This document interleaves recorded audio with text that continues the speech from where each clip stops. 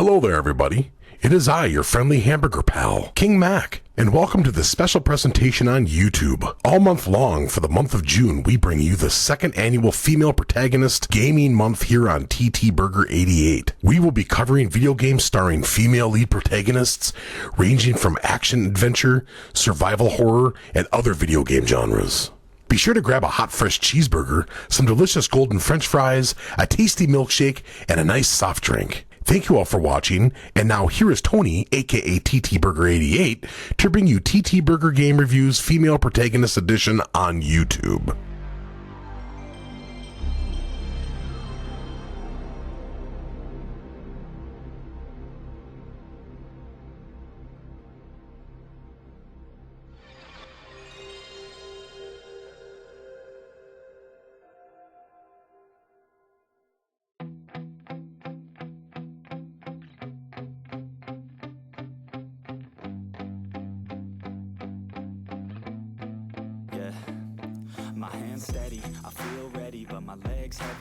What up, people?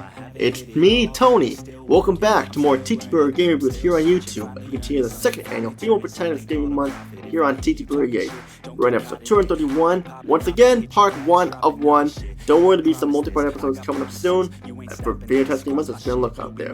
Before I get started, I want to give a shout out to Freakin'18, SubZeroMNX for King Mac, and to everyone who has supported this channel. And also give a shout out to Megs, Sadet, Lamia, Black Healer, and Rich Girls Go Stateside.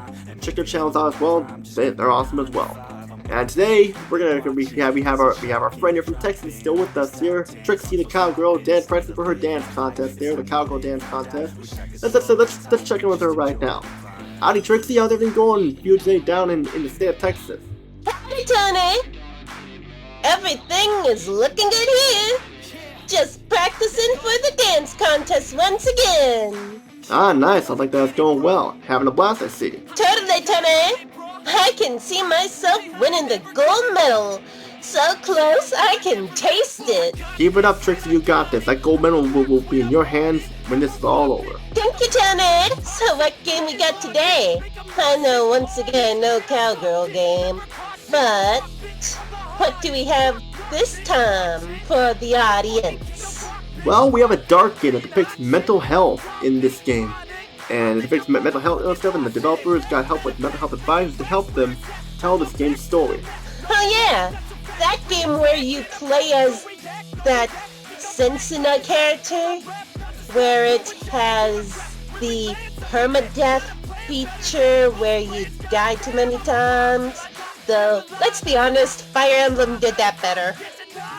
And it's a game over if you die too many times.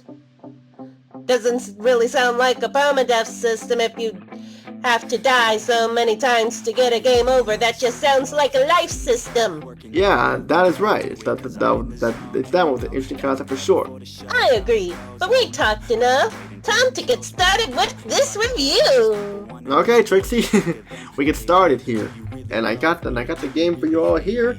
We got Hellblade: Senua's Sacrifice for the PlayStation 4, PC, Nintendo Switch, and the Xbox One, released on August 8th, 2017, with the PlayStation 4 version. Now, Hellblade: Senua's Sacrifice is an excellent game on one of the best games of the PlayStation 2 era, and etc. I was amazed that this game was only made by 30 people, and look how great this game looks and plays and more. This game is dark and action-packed and challenging for sure in a good way, of course. Especially with the permadeath feature where you die too much, it's game over for you, like in real life. The game is awesome, but there are some problems that exist, which will never get a perfect 10, but we'll talk about that later. We have to get started here. The story takes place during the 8th century, where you play as this Celtic picked warrior Senua, portrayed by German actress Melina Jurgens, who was on a quest to save the soul of her lover, Dillion, from the goddess Hela.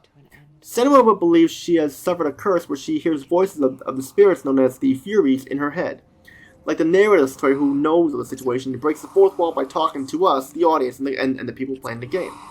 Senua goes to hell hearing the voices and hallucinations in her head like she and the others have mental health issues, and they depict it very well. It's almost like this is a real person dealing with these issues, like hearing voices in your head and going crazy. But let's get back on track here. Senua must save the soul of Dillion while trying not to die as much as possible. The more you die, your body turns into stone slowly and slowly with the permadeath feature. You explore these huge environments, and they are so huge and realistic looking, like I'm surprised that a team of 30 people did all this. This is a fantastic story that definitely depicts mental health and other issues, and does really well and makes the characters likable and memorable. The presentation of Hellblade: Senua's Sacrifice, the graphics are amazing and very detailed to where it's almost like real life and real people.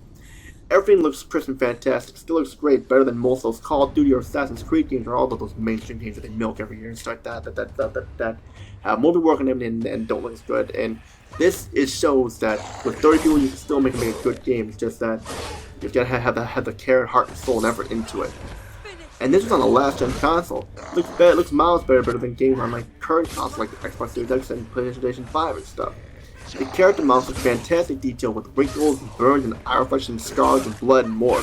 They look damaged and realistic. The environments also look just as great with crisp lighting and waterways and fire, and has the look to where this is madness and darkness, not a happy sight. The frame rate is very smooth. There was no issues at all with the frame rate. Ninja Theory here made sure that there were no issues in this game and did a great job with it for sure. The sound is intense and creepy and also well done. The voice setting is fantastic, especially from Melina Juergens, who voices Senua, and Chipo Chung, who voices the narrator. All the voice setting is excellent and deep, and some of the best voice setting ever in a video game. The characters sound damaged, and also sound like they're going insane and losing their minds with reality and stuff. The music was really good. Fits the theme of the game like, wow, this is really good music. I'm amazed by it. Another great job by Ninja Theory. Gameplay was excellent, not without its flaws. Hellblade: Senua's Sacrifice is an action hack and slash game with puzzles to solve to progress the game. This is not an action RPG where you live up these characters and stuff, but that's a good thing. They did it because it's something new and fresh. You go through the other world, hearing the voices in your head, trying to find Dillion, defeating the bosses and the guys and enemies while exploring the environments to solve the puzzles. The game has a big challenge factor to it, especially with the permadeath feature where you die too many times, it is game over, and it can get intense later on with the puzzles and enemies. They will not go down without a fight, and they are strong. You also have your focus ability to help you solve puzzles and defeat the enemies. The focus will be very helpful with opening locked gates and finding the symbols to open the gates and the environments by matching them and with the objects and such and more. Also, portals help you find the symbols to open the gates.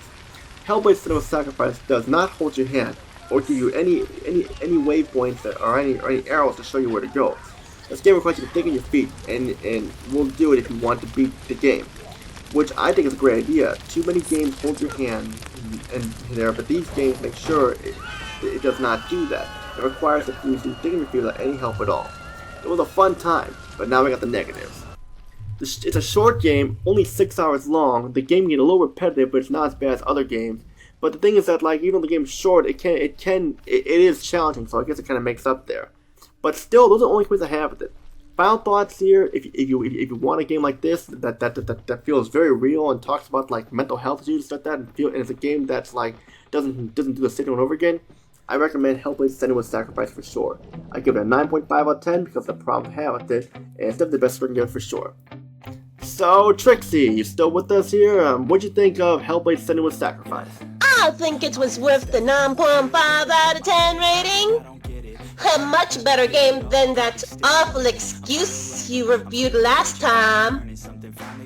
Oh dear lord, that was a disaster, not a game.